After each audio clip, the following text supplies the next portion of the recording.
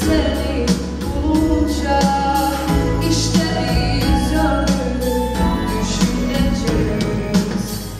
Bir an gelip dökülenince yüreklerimiz dinlenince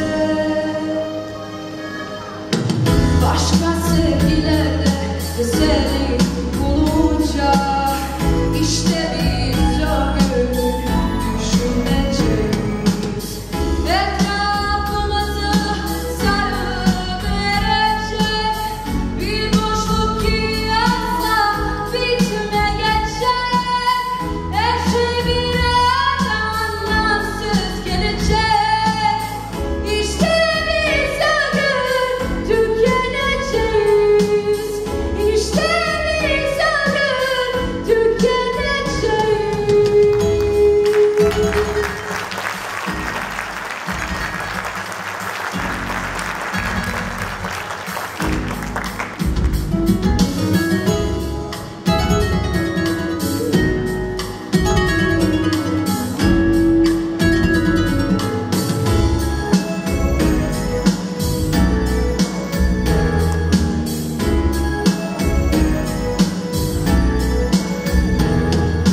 Bir an gelip dökülenince yüreklerimiz dinlenince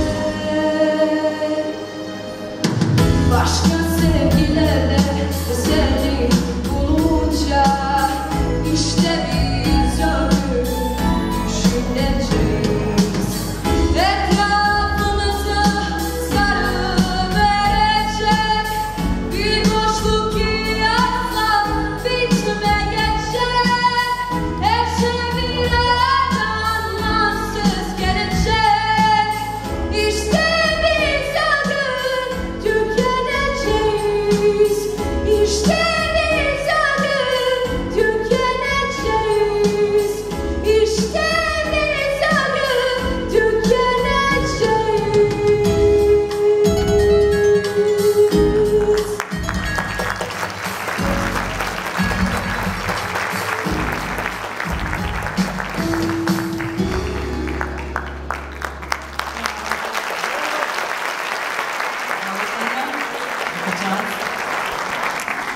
Sada se vraćamo na takmičenje sa pesmom Grad od Ane Stanić, koji će nam pevati Maša Stepić. Molim vas, veliki aplauz za Mašu.